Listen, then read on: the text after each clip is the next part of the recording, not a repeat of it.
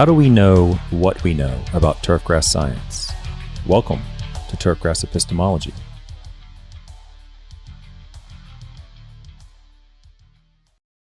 Welcome to Turfgrass Epistemology. My name is Travis Shaddix. Let's try this a third time. If you're here, you're wondering how you know what you know about turfgrass science.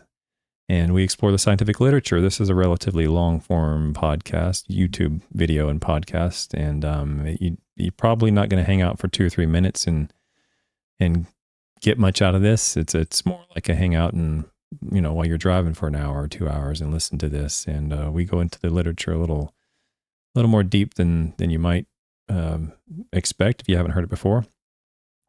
And we just basically ask the question, how do we know what we know? And we do that by exploring the evidence and asking questions. Real quick, if you are a member and you have tried to get into the Facebook group and you've been declined, please don't get upset. Please, there's a system that doesn't really work that well, and it's all sort of my fault. But just reapply, and we'll eventually figure out that you're especially if you're a new member, and we'll let you in eventually. It just I'm not very good at keeping track of all that stuff, and oftentimes, if you're a member, especially if you're a brand new member, you'll get declined because it's not showing up in the list yet. So please have some patience with me, and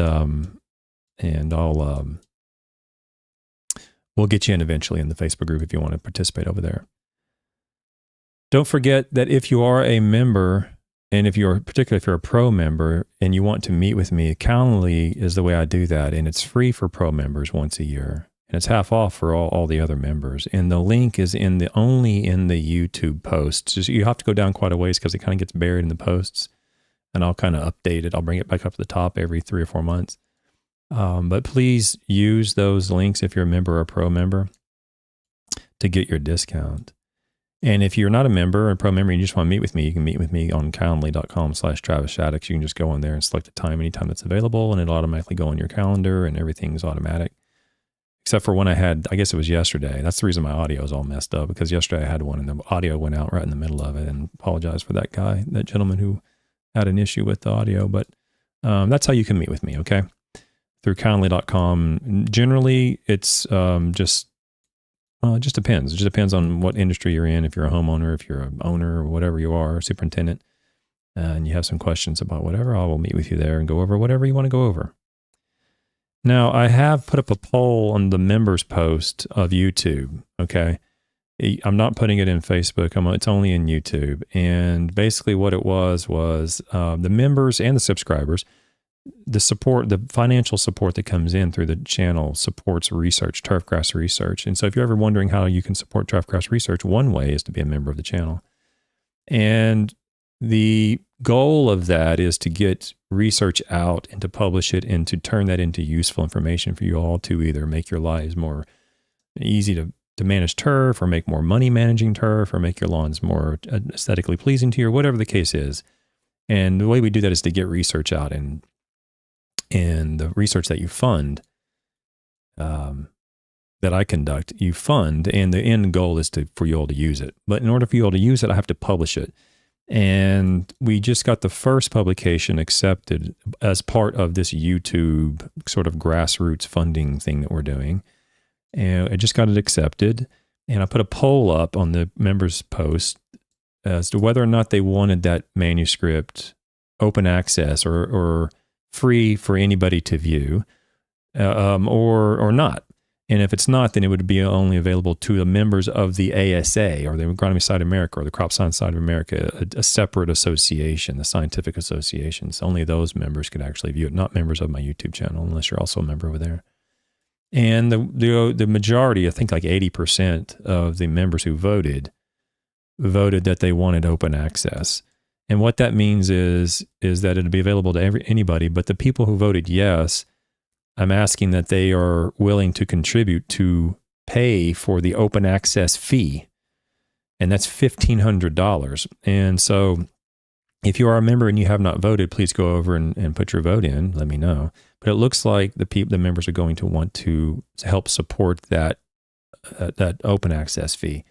So I've been knocking around some ideas about how to do that. And I think what I'm leaning towards right now, and I'm open to change my mind, okay? But what I'm leaning towards right now is maybe doing like an annual fundraising event rather than going in asking for a little bit of money every time I get something published or every time I need to, get a hotel room because I'm doing research in another city or whatever. I thought about just having like a one-off fundraising event annually and doing that through some GoFundMe or however they do it. I'll figure out a way to do that. And then for that one night, I'll just go over a bunch of short videos and just have some fun goofing around. And we'll put up the goal of the fundraising event, and then you all can contribute that way. And they take a smaller percentage. Those associations, those fundraising platforms take a smaller percentage than simply donating through YouTube, who generally takes about 30% of whatever you donate.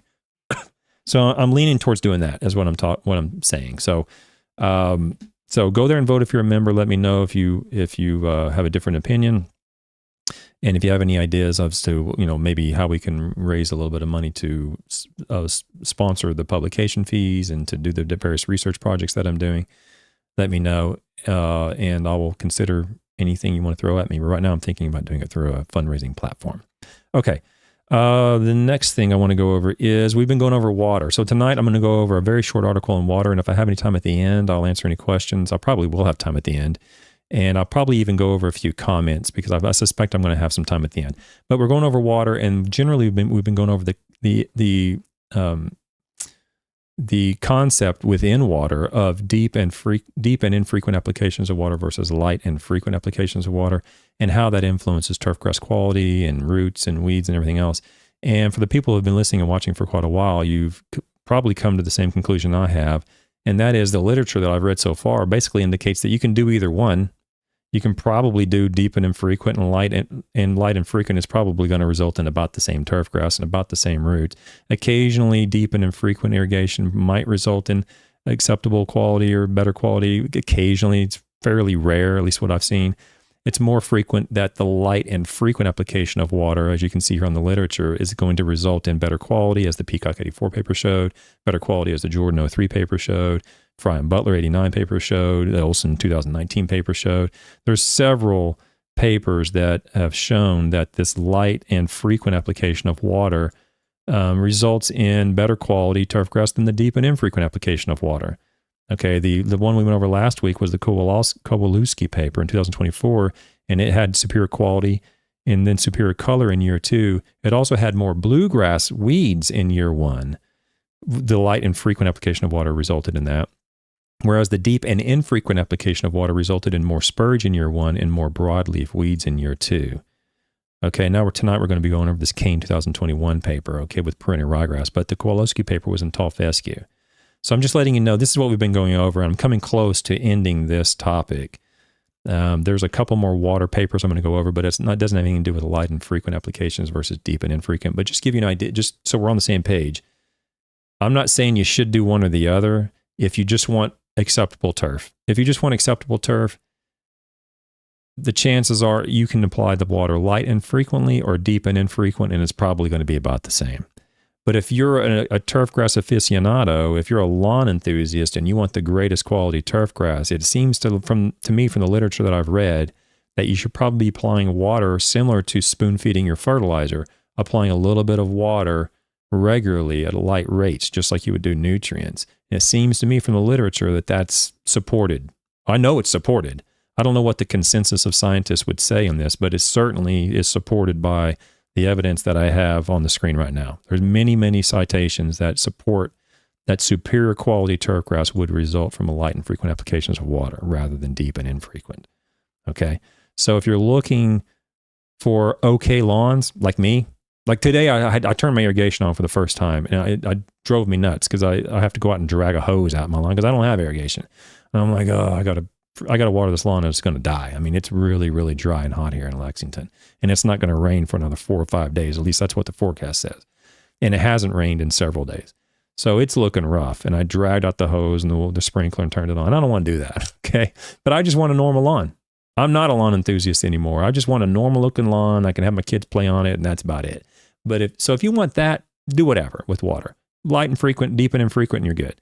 But if you want a perfect lawn and you want the highest quality, highest possible potential that you can achieve on your lawn, seems to me I would err on the side of light applications of water and doing that frequently.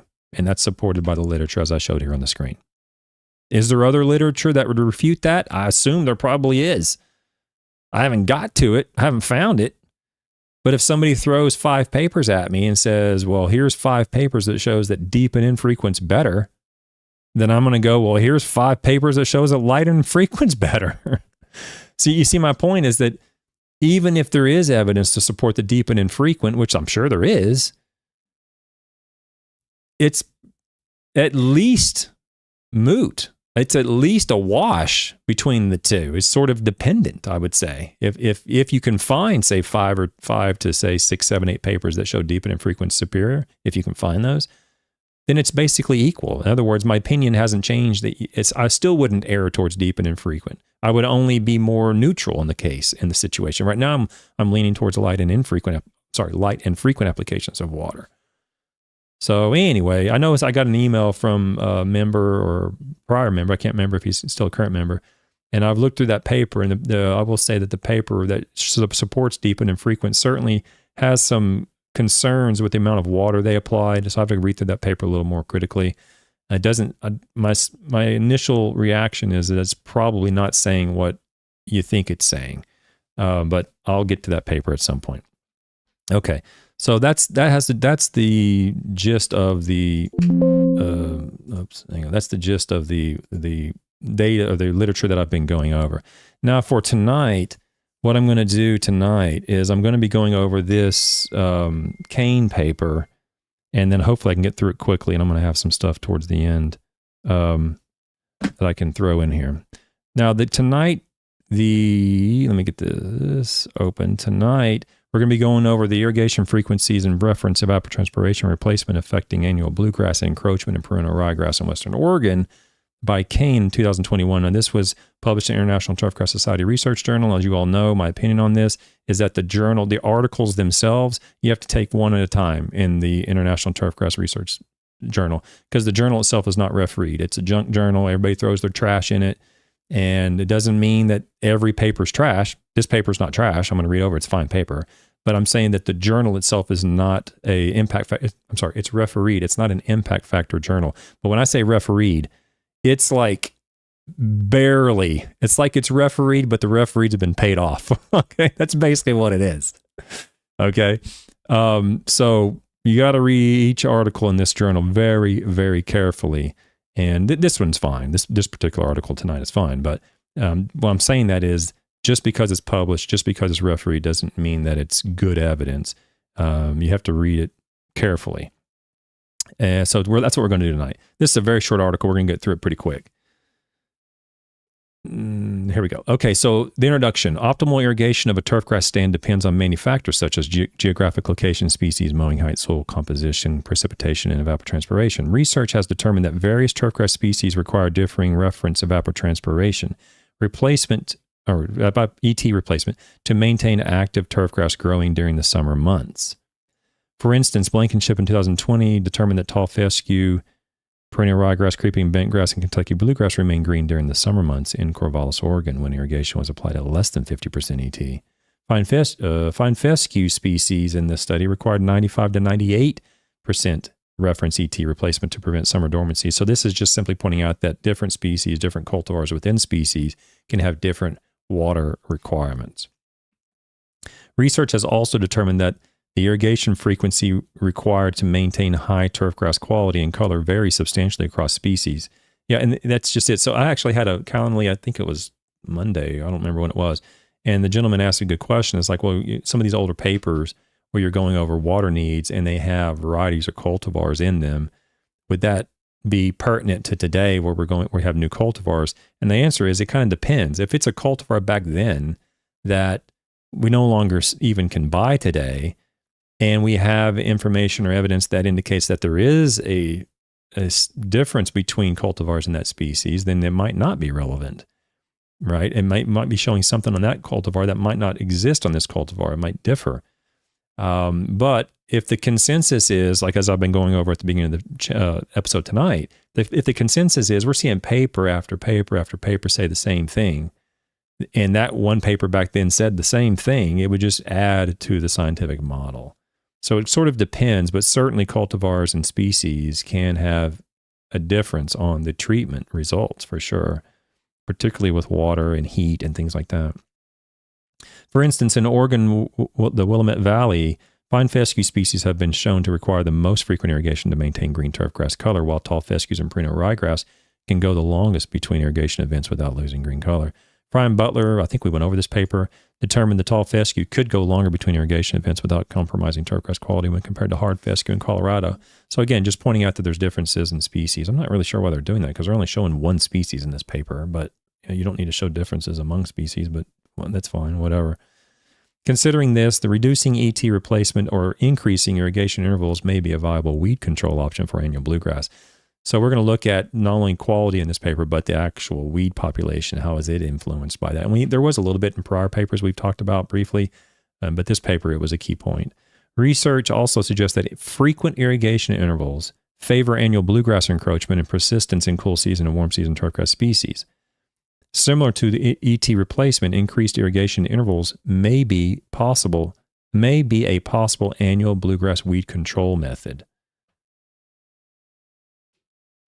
So increased intervals. So they're talking about having more intervals or more time between intervals.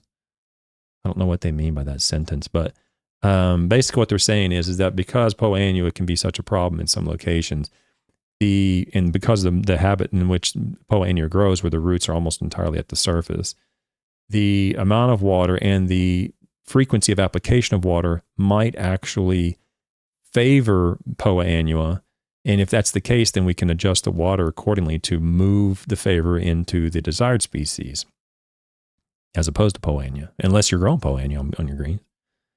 The objective of this research, the objectives were to evaluate effects of ET replacement irrigation frequency on annual bluegrass encroachment within perennial ryegrass. And this has been happening like the last 2 or 3 papers.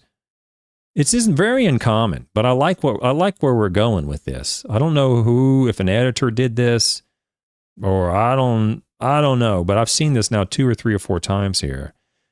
Whereas in the 90s and early 2000s, and I didn't see this much at all, but I'm seeing it more frequently, where they state the objectives, and then immediately after the objectives, they state the hypothesis. That's perfect. The hypothesis of this project was that infrequent irrigation at a reduced ET replacement level would provide high-quality turf while minimizing annual bluegrass populations within perennial ryegrass. So I like what they're doing there. I don't know, I may have missed the memo, but that's what we should be doing. Materials and methods. A field study was conducted on a 2-year-old stand of perennial ryegrass at Oregon State University, the Lewis Brown Horticultural Research Farm in Corvallis, Oregon, from July 1st, 2019 to September 15th, 2019. So this is a one-off study, one season. The soil type on this location was a Chehalis silty clay loam. Average field capacity for these plots was 30%. That's it seems like pretty high for field capacity. I don't know how that happened, but 30% is super high. Anyway, that's fine. Whatever. That's what it is. The turfgrass was maintained at 5 centimeters. That's 2 inches. With clippings removed, and received 4 applications of 50 kilograms of nitrogen per hectare, which is 1 pound of nitrogen. So that's 4 pounds of nitrogen per year, or 200 kilograms of nitrogen per hectare. The experimental design was a randomized complete block design with 2 factors and 4 replications. So the factors were this. Factors were ET, water applied via ET at 45%, or ET applied, the water applied at 80% ET. And then the second factor was irrigation frequency, once a week, applied Monday afternoon, or 4 times a week, applied Monday, Wednesday, Friday, and Sunday afternoon.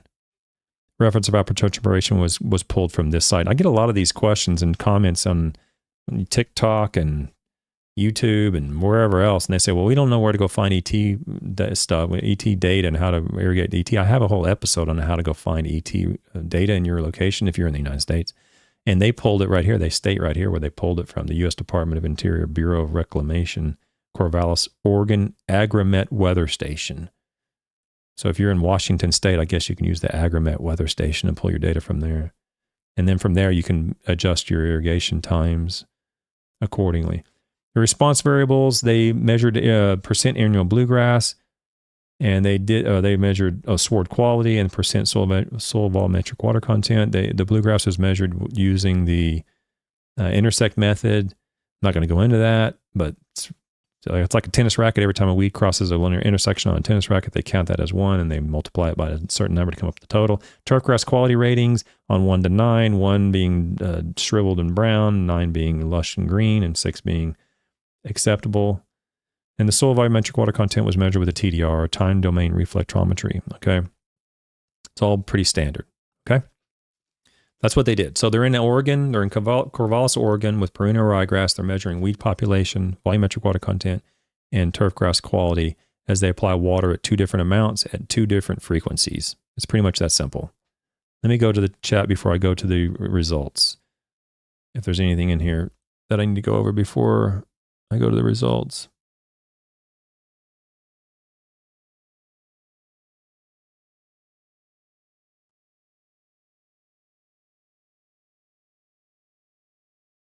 Paul. So Paul, I'm sorry, I don't know how to pronounce your last name. I hope you forgive me for not knowing how you spell your last name, but or pronounce it. It says, I'm still trying to figure out how to get in the Facebook group. Go to the YouTube post. You remember. So go to the YouTube posts, scroll down, probably 10 or 15 posts, and you'll see a link in the Facebook post of, in the YouTube posts of how to go to the Facebook group. And that YouTube post is going to have a code in it.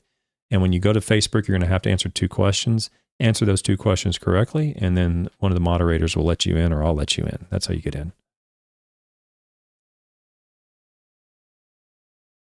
Yeah, Mitch Bird. Yeah, so I thought you remember, Mitch. I don't see you as a member tonight, but I thought you remember.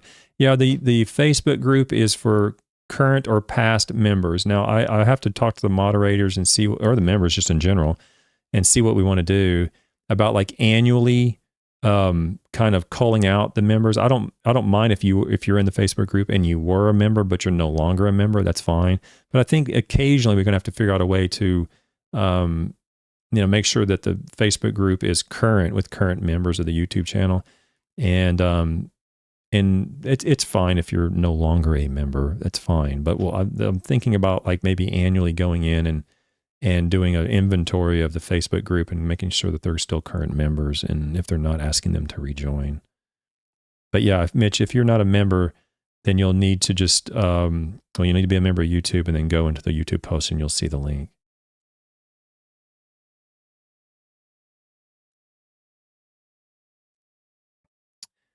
Well, Grizzman, okay, so the question is no Venmo. Yeah, so and this has to do with contributing money for the research stuff. I'm open to whatever. I do have a Venmo. Okay, but I don't know all the YouTube policies. That's the problem. Okay, I don't know the legalities of all this stuff. And every time I think everything's okay, like for example, the pro members have a Wednesday morning 10-minute podcast on only research. But I stopped doing it because somehow I was violating YouTube's policy on an audio. I don't know what I was doing wrong. So I somehow messed it up. So I don't know if Venmo's illegal to post.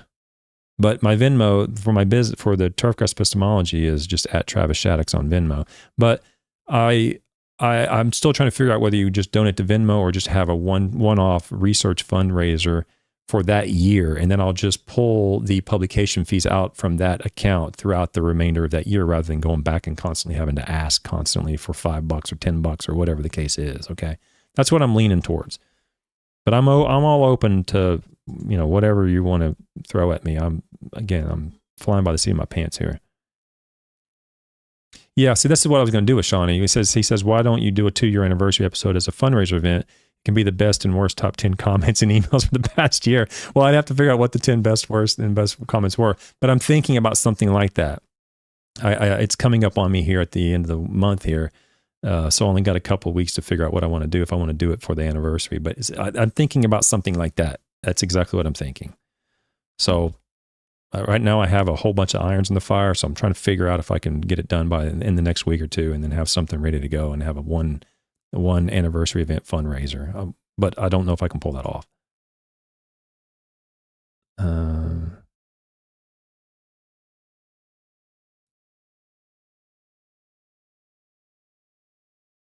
yeah. So Rob, yeah. So what is my email address? Email pics. Yeah. My email is in the description of every live video. Not all the little 1-2 minute videos. It's not in those, but the live videos. And it's at, I'm sorry, my email is travisshaddix@gmail.com. So you can email me whatever you want to there. Most of the haters know where my email is. I can show you evidence of that.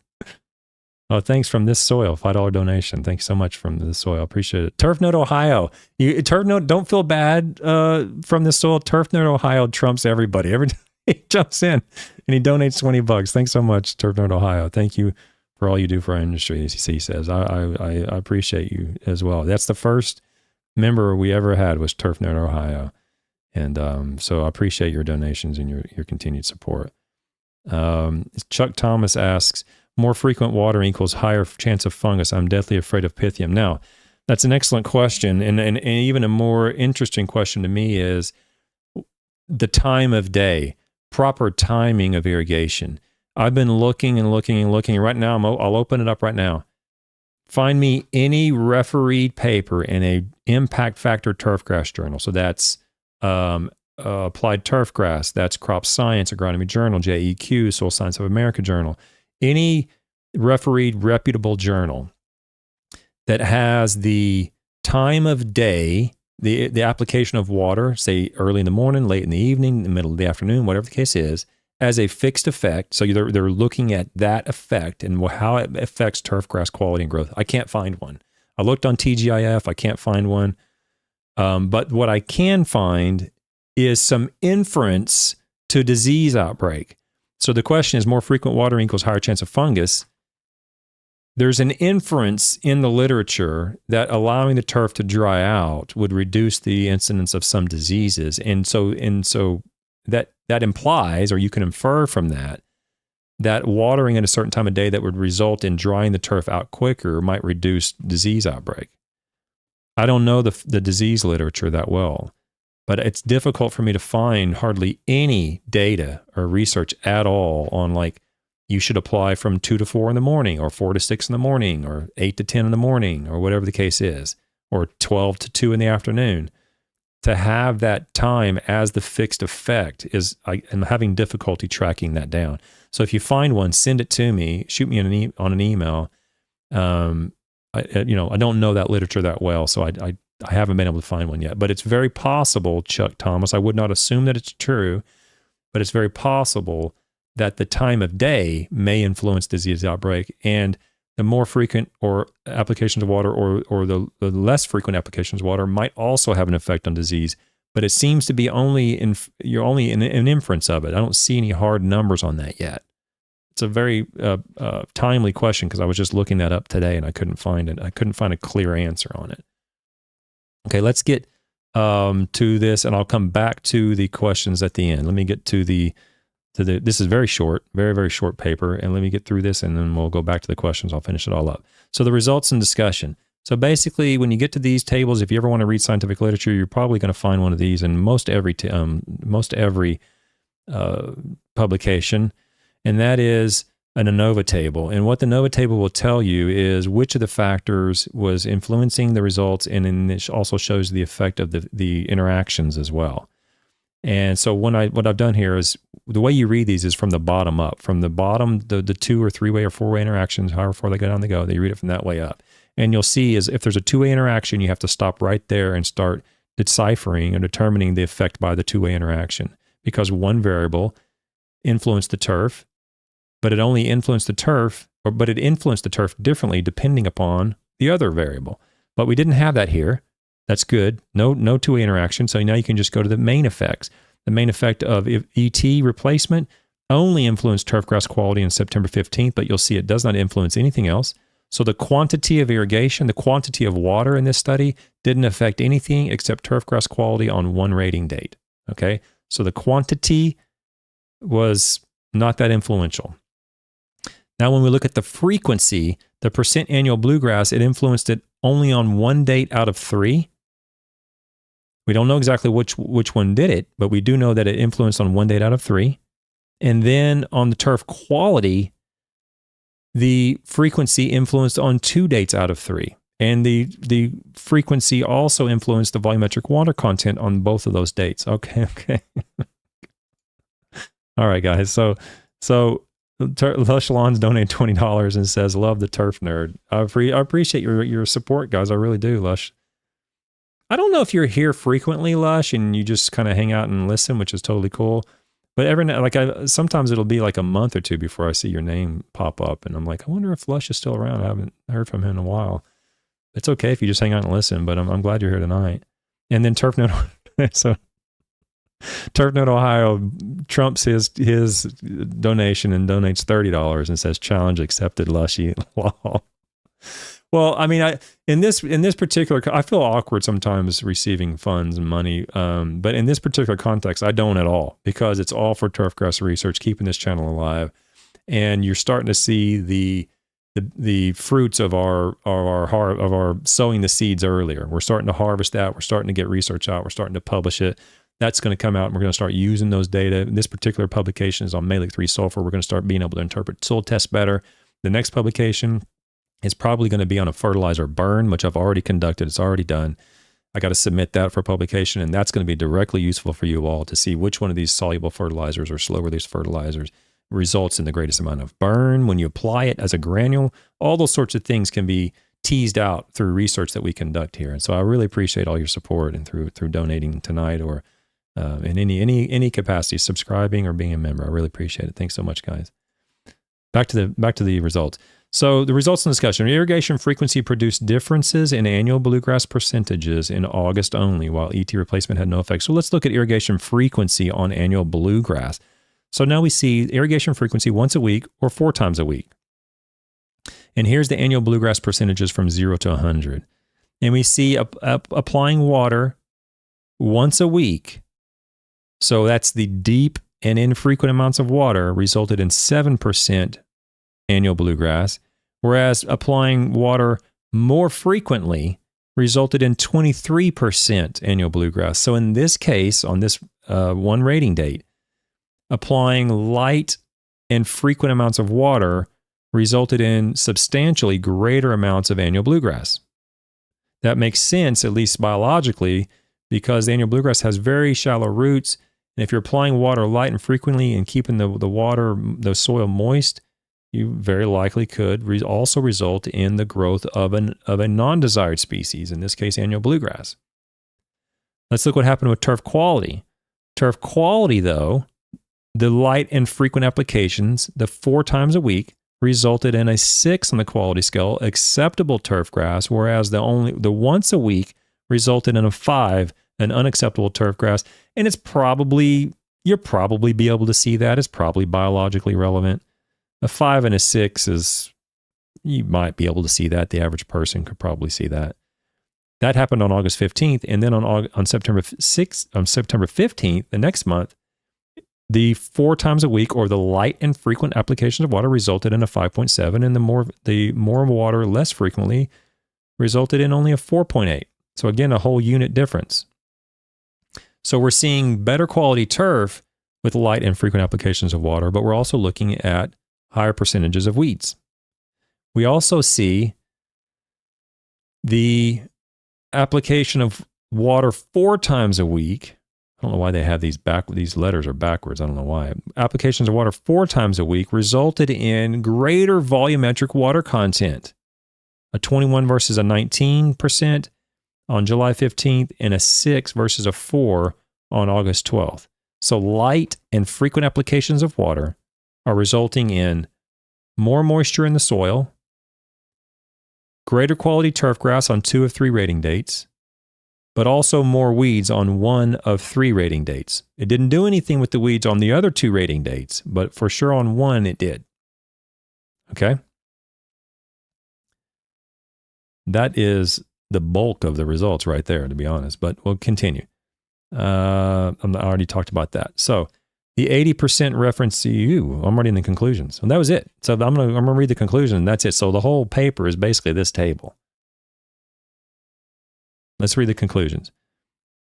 Irrigation applied once per week compared to 4 times per week resulted in significantly less annual bluegrass and reduced soil moisture. However, irrigation applied once per week reduced turfgrass quality in comparison to irrigating 4 times a week.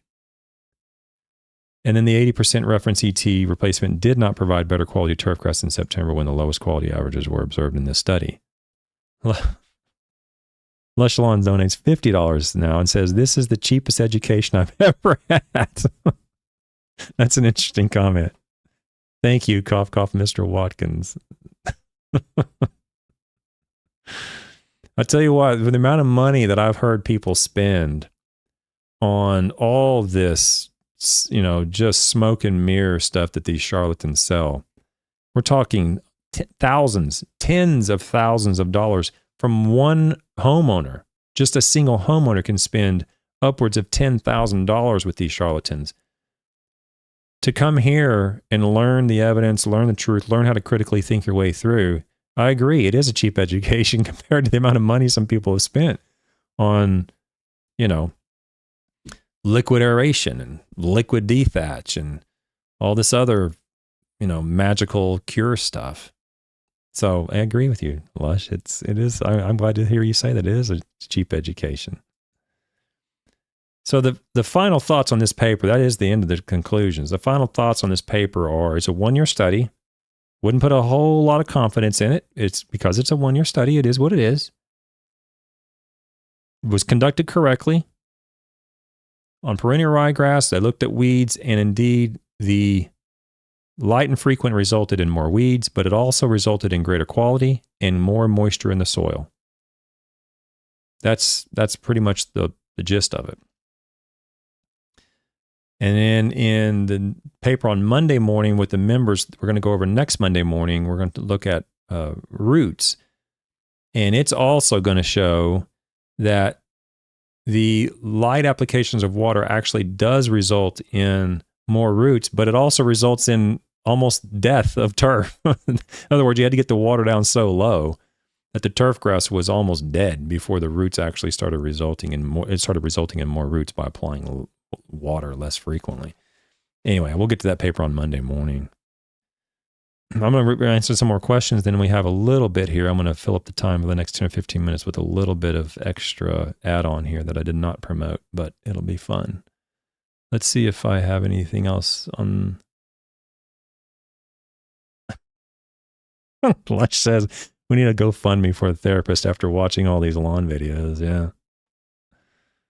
Yeah, it is depressing. I mean, it is. I go all over a lot of videos, as you know. I go over a lot of nonsense. And I have fun with it, but it's almost cathartic to me. I have to have fun with it because it's so depressing. It's so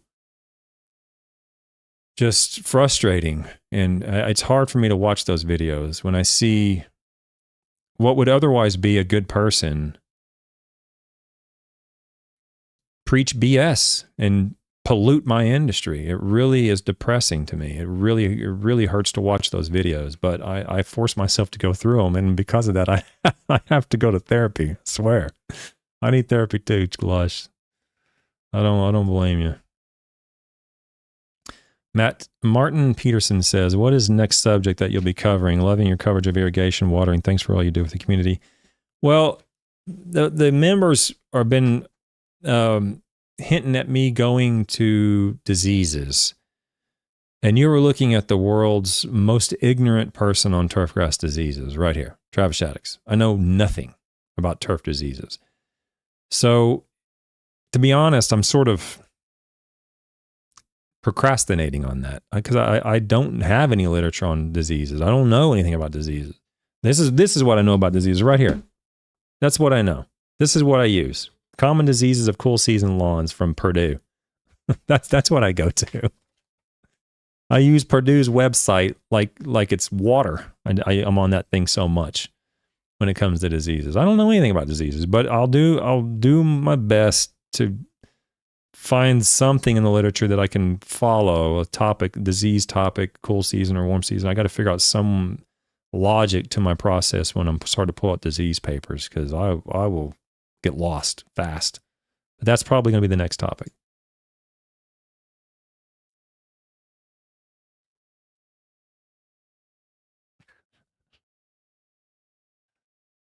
Okay. Shodix Video Player says this video will save you incredible amounts of money that is not wasted on snake oil products that do not provide benefit. Yeah, I appreciate you saying that. I always forget who you are, Shad. I know you mentioned your name actually last time, but I always forget which one you are. And yeah, then you ask, well, I have a disease expert on the show. Yeah, I have someone who I think will be really good. I'm almost certain he'll come on. He's a disease expert for sure. And I think he might be really, really good on the air. He's really good in person. He's very chatty and very, quick-witted. So he may be very good on YouTube. So I'll see if I can get him on. But he's a professor, so he kind of got to go with their schedule. I can't always guarantee they're available. But my intention is to ask him to come on. Lush Lawn says $100 for science. Thanks so much. Thanks so much, guys. I really appreciate it. Now what I want to do, because all these donations, we're going to have a little bit of fun for the next 5 or 10 minutes. What I want to do is I have a catalog of comments that have backed up. It'll take me 5 episodes to go over these episodes, all these comments, because I underestimated the impact of TikTok. And TikTok has some really good comments for sure, but they also have some pretty, really, really good examples of Dunning-Kruger and just unbelievably just great comments. If you're not on TikTok, I never was on TikTok. I've recently got on there maybe 2-3 months ago. And I post only the videos. If you're on YouTube or you're on X or whatever, you're not going to see anything different on TikTok because all the videos go to all those platforms at the same time. But if you're not on any of those and you are on TikTok, then go over and check out Turfgrass Epistemology on TikTok, because I just put out the videos there occasionally, and there's some good chat over there. There's some good comments. Oh, Joe Cowley jumps in and says a jug of air rate and a bag of stress blend for $50. That probably is a $50, isn't it? I thought air rate was like, isn't air rate like crazy expensive? Like 150 or two. I'm not fishing for, I'm just saying, isn't it like ridiculously expensive? Like $200 or something crazy? I can't remember. But thank you so much, Joe Calla, for your donation. I really, really appreciate it. With all these, I may just stay on here longer if everybody keeps donating. I may just go through all these comments, because we're going to start some comments. So the comments I get from, here we go. Here's the comments. I'm going to go over some comments for the next 5 or 10 minutes to fill up the rest of the hour, and then we'll see where we land with all these. This may be the fundraising show right here. Who knows? So the comments, YouTube comments from Chad Smith, 7173 on iron in Milorganite. He says, iron in Milorganite works insanely good. Also, Lily Miller Moss Out, both secret ingredients to that blue-green color that you cannot get from nitrogen alone. And so for those of you who don't know, in order to partition the effect of iron in Milorganite from the nitrogen in Milorganite, there's a couple different ways you can do that. You can actually balance that out by applying iron or applying nitrogen in an equivalent form in another plot. Or there's a special instrument that you can use that will actually determine the origin of the iron, whether it's from an organic origin or from an inorganic origin. And you can have that be a control plot. Both of those, as far as I know, have never been done on turfgrass. None of that has ever been conducted. So when anybody says the iron from Milorganite, the iron from iron humate, anything that has something else in it that you cannot separate out, it's unlikely that they have any evidence to support that, because as far as I know, there's never been any published evidence to split that out. It's very difficult. And so I just simply asked Chad Smith,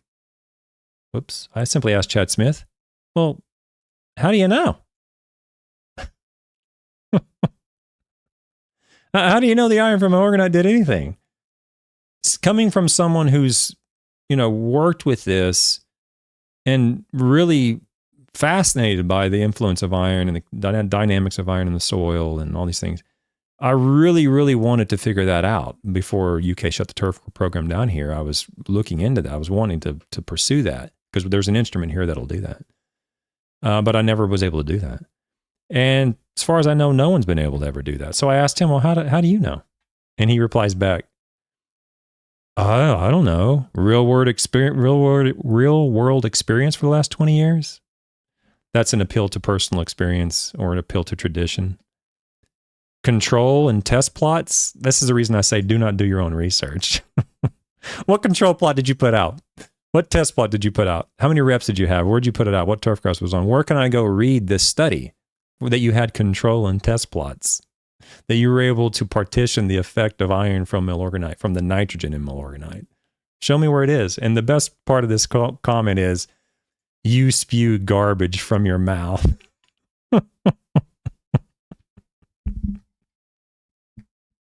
That's great. That's great. So I can't tell if he's just being a jerk or if that's just like his actual explanation as to how he knows. Because the question was, well, how do you know? I guess he knows because I spew garbage from my mouth. That's one way to read it. Or he's just trying, he's a keyboard warrior and he thinks it's going to bother me. You have to understand, I'm neurodiverse. I'm not a typical person. I had this conversation. Where was I? Oh, I had a conversation with the superintendent down in, I guess he was in, I can't remember where he was. Bradenton? I can't remember where he was. And he was chit-chatting about this, and we were talking about various things, all this stuff. And I told him, I eat this up. I love it. I could read this all day, every day. I love it. It's just great. Because when I ask a scientist, how do you know? He's going to give me evidence. He or she's going to give me evidence if it exists. When you ask a person, how do you know? If they have evidence, that's what they will give you. Okay? That's what they'll give you if they have evidence. When they don't have evidence, they say, I don't know, real world experience for 20 years, controlling a test plot, and you spew garbage from your mouth. I love it. It's fantastic. Absolutely great. It's just great. I wouldn't say this is a ad hominem. You know, he's saying I spew garbage from my mouth. I don't know. That's not an ad hominem. You can say whatever you want to say about me. If you're saying that I'm wrong because I spew garbage from my mouth, then that's an ad hominem. But I love it. I eat that up. Next comment.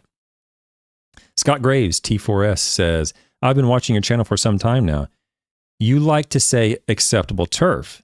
My question is, if you enjoy being in the yard and this is a hobby, what are some things you can do to get the most out of your yard? If the answer is sun, water, mowing, and fertilizer, I can accept that.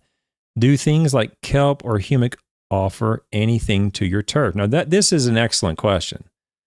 Okay, this is, a valid homeowner or even a business question. What can we do to get the most out of our lawn? And that goes back to the pyramid of risk. And if you Scott Graves, if you're listening to this, if you haven't watched the episode where I go over the hierarchy of risks, when we talk about water, light, temperature, and then injury, both abiotic and biotic injury, we need to have those at optimum levels before we go to soils. So, yes, you're right.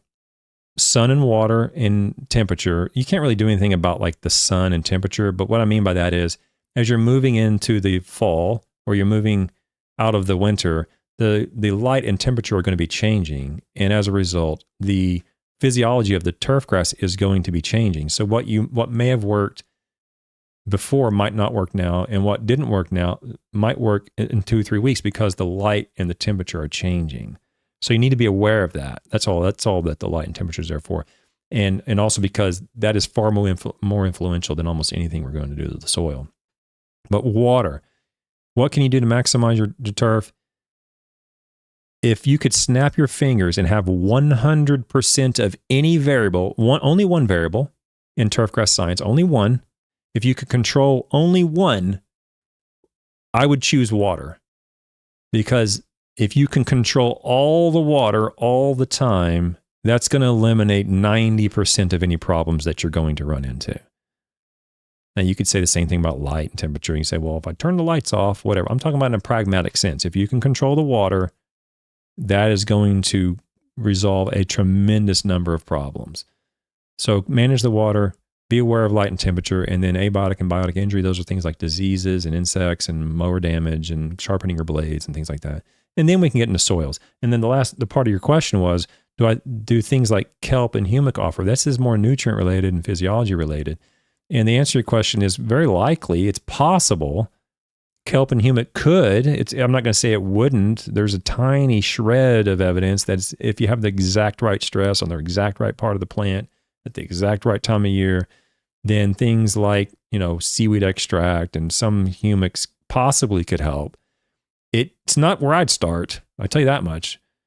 I would not start with kelp and humic. In fact, I've never put out kelp and humic on any of my lawns, I've never even recommended any of it to any of my clients ever. Because once you get all the water, light, temperature, and disease and injury worked out, and then you get into the soils, you're talking about nitrogen, maybe some phosphorus and potassium, maybe some foliar iron, these sorts of things. Dealing with the physical soil tests and making sure the sand, silt, and clay are at optimal levels. These things. Once you get that figured out, the likelihood that kelp or humic acid are going to give you some significant benefit are pretty low. It's there, it's possible, but it's pretty low. So I wouldn't start there. That might be the very last thing I do once I get my perfect situation. The lawn is just cooking. It's looking great. The fairway's looking great. The greens are just fantastic. But you want a little bit of an edge. You don't want a sharp knife. You want a razor sharp knife. Well, then maybe a kelp or humic might give you that little extra edge. But that's a very, very far distant concern for me, is to add kelp or humic acid to my system. Unless there's a very, very good reason I wouldn't do that. It's just a lot of money wasted. You could probably achieve the same results for far less money by looking at water, looking at nitrogen, looking at foliar iron, these sorts of things, okay? TurfNet Ohio donates another $101. Donations show contribution in case I can't make it live. Okay, I get what you're saying. Thank you, okay. So that's for the research show if you can't be here. Perfect, I appreciate that. Thanks so much, Turf Nerd.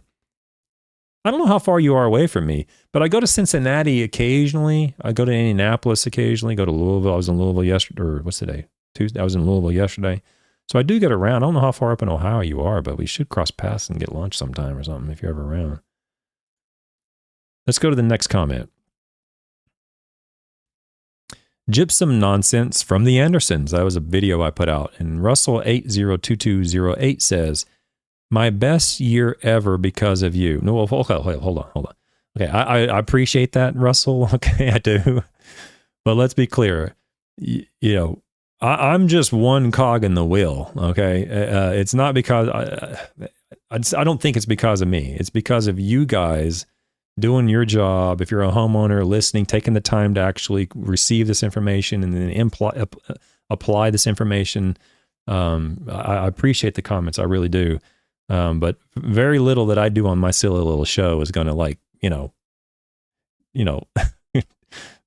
be directly responsible for your success, so I appreciate it, but it's really because of you and you watching the show and doing what you do. I have saved a ton of money, but gained lots of blisters trusting science over gimmicks. Yeah. Appreciate the comment, Russell. I do. I know what you're getting at. I do appreciate the compliment. I do. It's hard for me to accept compliments. It's one of my shortcomings. Got 3 minutes left in the show. Kevin J1 says, my 8,000 square foot Tahoma plug, then sprig job is 80-something% filled in. I plugged, then sprigged. Little pale yellow in places, but it's going so fast. Not sure why you plugged and then sprigged. Maybe that's just what you had to do. I don't know. It loves DEF fluid, it seems. I plugged in February, March, then got impatient. Oh, okay. So I tried sprigging for the first time. Okay, so you just got a little impatient. Yeah, plugs are going to be slow. You're looking at having 1 foot on centers for plugs, and it's going to take forever to crawl across and grow in. Whereas sprigs, you can get that grown in like 6 to 8 weeks. You can almost look like a full lawn in that time. So that's how fast it can happen with sprigs. But plugs will take a long time. I just threw them on the compacted soil and watered 6 times a day. Easier than seeding Monaco last year. I couldn't just throw seed down like I did the grass stems. You did come across rough at first, but I kept watching. Thanks for the soil test info. Yeah, I'm not easy to watch. I'm dry. I'm neurodiverse. I'm not typical. I find things funny that most people don't. I do get accused of coming across as pompous and arrogant. What are you going to do? I mean, I am who I am. Well, a tiger can't change his stripes. It is what it is. It's like your wife. I mean, your husband. If you could only take the good things, of course you would do that. But you got to take the whole package. Travis Shaddix comes with good, bad, and ugly, whatever it comes with, you know. So you got to take the whole thing when you come to this show. I understand what you're saying. Yeah, I appreciate the comment, and I'm glad you were able to get it grown in. You know, Kevin, I'm glad you're able to put down the sprigs and get that grown in. The DEF fluid, I'm not a real big fan of this DEF fluid. This is a urea DI water product that they use in diesel exhaust fluid they have to put in. Let me explain why that is. It's not because it wouldn't result in turf, a good-looking turf. It probably will. If it's just urea and DI water, it's going to do a good job at that. But the reason I'm not a fan of that is it's not a labeled fertilizer. It's not labeled for that use. It's not that you couldn't do it. I guess legally you could do it. I don't know. But I just don't know what else is in it. I don't know if they're going to change their formula. It just seems odd to me to not know exactly what's in it as a fertilizer to put it on my lawn. I don't know. Something seems peculiar about that. So I'm not a real big fan of that. Last comment, and then we'll go, unless there's more donation. I'll just keep going through it until when the donation's in. I guess I'll stop. Last comment. Tenfold turfgrass debunking summer lawn care myths. Call Me Frog76 says, punching above your weight class trying to play with the ginger. He doesn't even know who you are, nor would he care.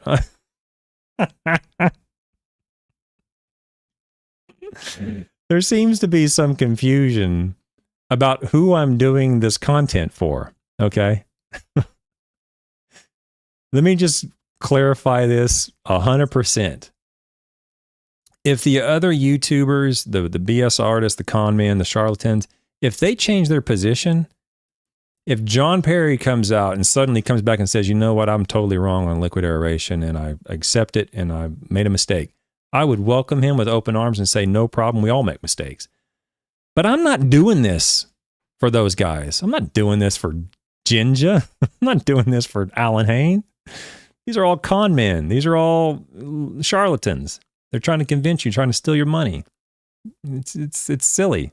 I'm doing this for the audience in the middle who they may convince one way towards them. They may convince using bad evidence or no evidence, or simply conning them to use liquid dethatch and liquid aeration and all this other stuff. And what's that other wetting agent thing that they use? Whatever, not the wetting agent, but I can't remember the name of it. They convince them to buy all this stuff, and it's ridiculous. The people in the middle is who I'm doing this show for. I couldn't care less what Ginger thinks. His channel is like 100-something-thousand people. I'm a little baby channel compared to him. Of course he doesn't know who I am. I don't care. I'm not doing this for them. I'm doing it for the people in the middle who they're trying to convince. That's all. I'm trying to be the voice of science and truth. In my industry, in my discipline, okay, I'm not talking about personal family life. In turfgrass science, I only care about two things. This is it. I care about science and I care about truth, and that's it. I don't care about the soil. I don't care about turf. I don't care about the nutrients. I don't care about anything. I care about the science and the truth. That's what I care about. It's epistemology. It's the turfgrass epistemology is what this channel is about. Figuring out how we know what we know, asking those questions, critical thinking skills, building this knowledge base of fallacies in your mind that you can use as protection against these charlatans. That's what I care about. Of course, I'm a soil scientist. Of course, we grow good grass, and that's, all that stuff. I get that. I mean, but when you get down to it, I only care about those two things: science and truth. That's it. And I don't know if that comes across in my delivery or not. I'm always talking about soils. I'm talking about turfgrass, but I'm using that to smuggle in critical thinking skills. That's my shtick. I'm smuggling in critical thinking skills so that they can be used in a wide variety of areas. In fact, I had a conversation with let me think. I'll leave the names. I had a conversation with a faculty member who was asking me about his students. Like, my students are going to be exposed to this charlatan, the soil salesman who's selling base count saturation and all this other stuff, all this silliness. And he asked me, he's not a soil scientist. He asked me, he's like, well, what should I teach my students so that they're prepared when they hear this nonsense, when they hear all these flaws and this misinformation, so that they're prepared? I didn't tell him anything about the soil. I did not recommend that he teaches his students anything about soils or turfgrass. I recommended what I would do is teach them the hierarchy of evidence, teach them to understand how the information comes in. It's just information. What turns that information into education and into evidence? Because the information just comes in. We're always receiving information in. Well, some of that's going to be true. Some of it's going to be not true. How do we prioritize that? How do we partition that out? And so I think he was looking for soil information. And I said, well, I wouldn't teach them any soil stuff, because as soon as you teach them something about malic 3 phosphorus, and they're going to go, well, okay, then they're going to bring up mycorrhizal fungi, and then they're going to bring up base potassium, and then they're going to change it to organic farming, and they're just going to keep moving the goalposts all over. But if you have a base of critical thinking skills, that can't move. You have the skills necessary to ask these questions in a way that they can't constantly move the goalposts, or when they do, they did it. Right? When they commit a flaw in reasoning, when they say this works because we've made so much money on it, which is what Joel Simmons says. This works because we've seen it for 30 years. Those are all flaws in reasoning. That's not evidence. When you have that skill, it doesn't matter what the topic is. It doesn't matter how they move the goalpost. It doesn't matter how they play the smoke and mirrors shell game. None of that matters, because you have a base set of critical thinking skills that you can use as a weapon, as a defense mechanism, basically, to protect you and protect your money. So that's what I care about. And that comes from science and truth. That's the reason I care about it so much. The epistemology. Oh, was that another one? On my little rant? Was that another donation? Oh my gosh. Lush Lawns $102 says, for the truth. Thanks, Lush. I appreciate it. I'll put this on here because you're a member and you've done so much good for the show. I don't know why you put this on here, Turf Nerd Ohio, but Turf Nerd Ohio just says Turf Truth. You're lucky you are who you are. I don't know what you mean by that, but you're like. Bobby F says, I can't go to a Poetriv. I'll join the club. Poetriv is hard. The only one I know of that can help with Poetriv. Well, there's two options. I'm not going to mention one because I'm not entirely sure how it works out. But one's called Velocity DM or Velocity PM or whatever. Its efficacy is hit and miss. It's very seasonal and temperature dependent, and it's very program oriented. You have to be very good with the programs to get that Poetriv out of there with the product like Velocity. But it can work. I have done it on my own lawn. It does work. There's another thing that I do, but I do it with research, so I'm not entirely sure if it's like something I should say. It works really well, and you got to be really, really careful with it. So I'm not going to say that on YouTube live. Shaddix Video Player says Turf Truth is an excellent name. I don't know why everybody brings that up. All right, guys. It's a blowout night tonight. I'm going to call it quits for the night.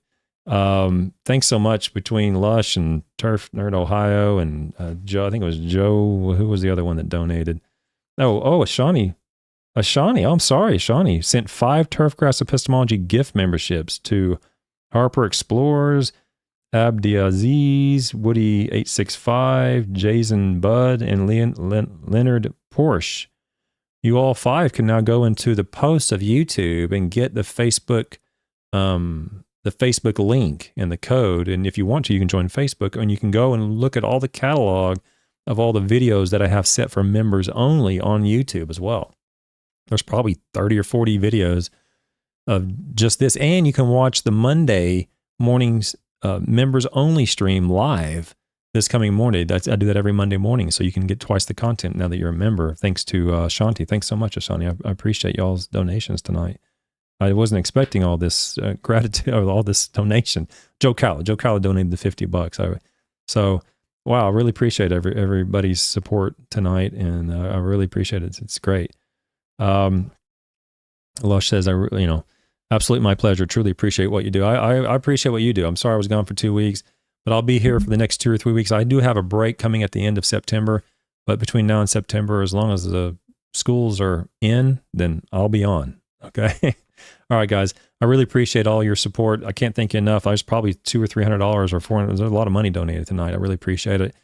That goes to good use, and I really appreciate that. Monday morning, it'll be a members-only show. We'll be talking about turfgrass roots as it is affected by irrigation, as well as, I think it's quality, turfgrass roots and quality as well. Okay, guys, thanks so much. I really appreciate all your support. Thanks so much. I appreciate it. Thanks. See you Monday.